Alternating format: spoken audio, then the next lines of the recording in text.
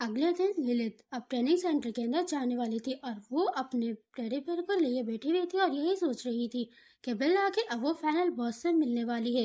लेकिन इस दौरान अगर उसने एक सिंगल मिस्टेक भी की तो वो उसके लिए एक बहुत ही ज्यादा बड़ा डिजास्टर बन सकता है।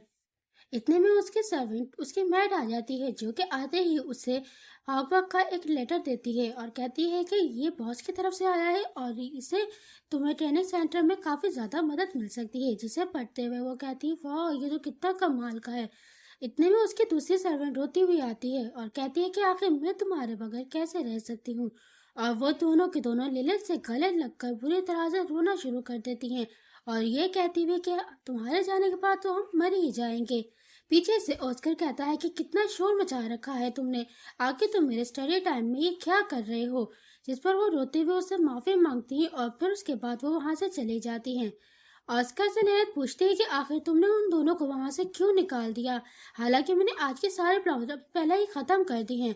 जिस पर वो खड़ा होते हुए उसके करीब आता है और उससे दोबारा से वो प्रॉब्लम्स पूछना शुरू कर देता है। वो एक एक करके सबके जवाब बिल्कुल बेहतरीन तरीके से बिल्कुल सही देती है। जिस पर वो कहता है कि अगर तुम इस रेट से चलती रही तो तुम ट्रेनिंग सेंटर एक मंथ के अंदर ही खत्म कर लोगी। जिस पर वो मुंह बनाते हुए कहती है तो इसमें लड़ाई करने की क्या बात है। इसके बाद वो अपना हाथ बढ़ाता है और उसे एक ब्रेसलेट सा देता है जिसे कहता है कि ये एक गिफ्ट है जो कि मैंने खुद से डिजाइन करा है। वो देखकर थोड़ी सी परेशान भी होती है और हैरान भी होती है। फिर इसके बाद उसको देखते हुए हंसते हुए कहती है कि ये कितना बचकाना सा लग रहा है। जिस पर ऑस्कर को तो गुस्सा ही आ जाता है और कहता है क्या बोला तुमने। इसके बाद वो जोरदार हिट करता है जिस पर वो उसे चिढ़ते हुए कहती है कि आखिर तुमने मुझे क्यों मारा है।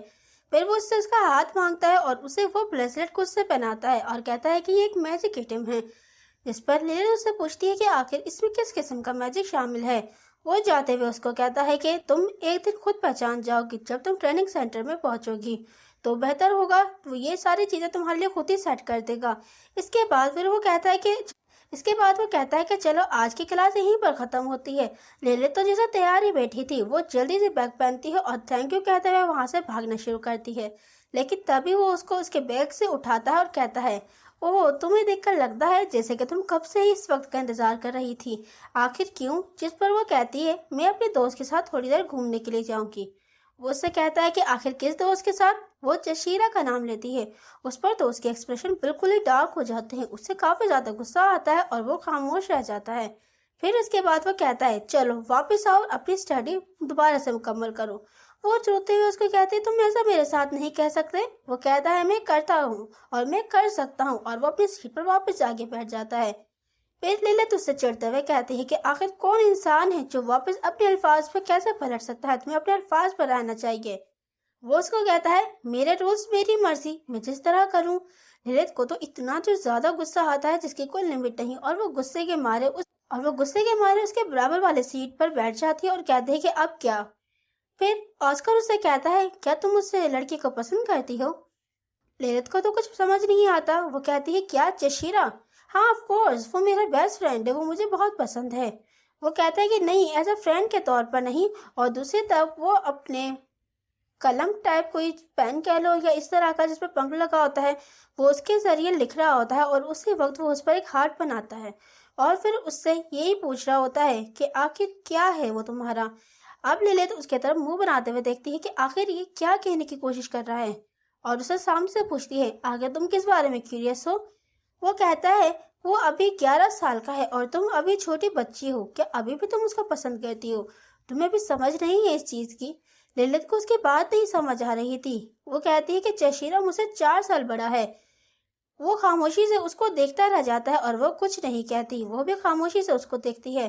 फिर वो कहते हैं कि मैं स्पीचलेस हो चुका हूँ। अब लिलित कहती है तो तुम्हारी परेशानी क्या है। अब ऑस्कर कहता है कि मेरी तो कोई परेशानी नहीं। लिलित कहती है तो चलो जल्दी बताओ।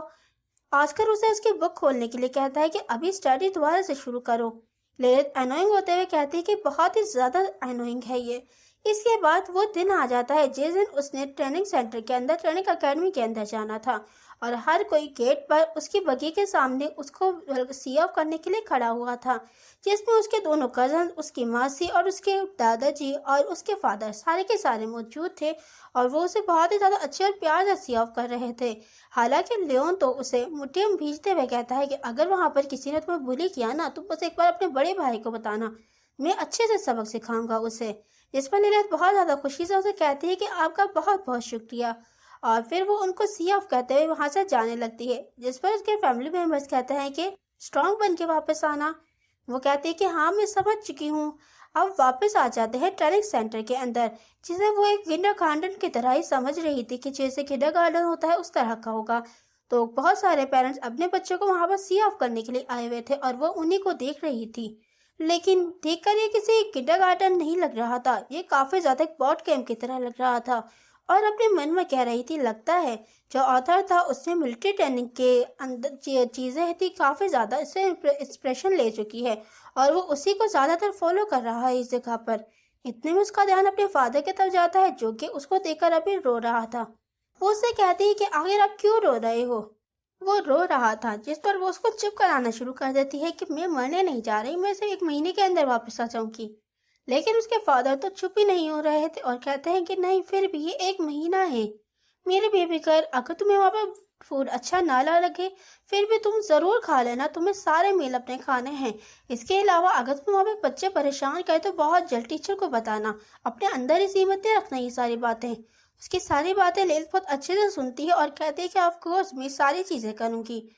پھر وہ کہتا ہے کہ اگر تم اپنے فادر کو مس کرو تو بالکل بھی مت رونا، اور اگر تمہیں کہیں بھی چوٹ لگے تو جلد سے ٹیچر سے رابطہ کرنا۔ وہ کہتی ہے کہ آف کورس میں ساری چیزیں بہت اچھے سے فالو کروں گی۔ پھر اس کے فادر ان دونوں کو گلے لگاتے ہوئے کہتے ہیں کہ آپ دونوں اپنا بہت اچھے سے خیال رکھنا، اور پھر جشیرہ کو کہتا ہے کہ میں نے تم سے جو چیزیں کہی تھی وہ تم یاد ہے نا، بھولنا مت ان ساری چیزوں کو۔ وہ کہتا ہے کہ ہاں میں سمجھ چکا ہوں، اور پھر لیلیت اس کو دیکھ کر کہتی ہے مجھے اس بات کی فکر کرنے کی ضرورت نہیں، میں شاید ساری چیزیں بہت اچھے سے جانتی ہوں۔ میرے فادر نے چشیرہ کو ایک بہت زیادہ لمبے عرصے تک ٹیچنگ کری تھی، اور یہ کافی زیادہ اسپیشل تھا، اور وہ اسپیشل اس وجہ کیونکہ اس کے اندر یونیکنیس 100% میجک ایبلٹی یوزر تھا، جبکہ باقی جو بہت سارے تھے وہ مکس تھے، یعنی کہ آدھی ڈیوائن اور آدھی میجک، جس کی وجہ سے جو امپیریئر تھا پرائما کا، وہ انہیں برین واش کر لیا کرتا تھا، جس کے اندر بھی ڈیوائن پاور ہوگی اس کے اوپر اس کا میجک کام کرے گا، وہ ان کا دماغ بہت اچھے سے برین واش کر سکتا ہے۔ اور اس دوران چشیرہ ایک اکلوتا واحد ایسا پرسن تھا جس کا برین واش نہیں کیا گیا تھا، جس کی وجہ سے اس نے امپیریئر اور لیلیت جو کہ اس وقت کی مین ویلن تھی، ان دونوں کو بہت جلدی بہت آسانی سے ہرا دیا تھا، کیونکہ اس کا برین واش ہوا نہیں تھا۔ تو اب اسے ساری چیزیں بہت اچھے سے سمجھ آ رہی تھی، لیکن اب اسے جو پرابلم تھی، جو چھپی گئی پرابلم تھی، انہیں ڈھونڈنا پڑے گا، اور وہ خوشی خوشی اس بارے سے جا رہی تھی۔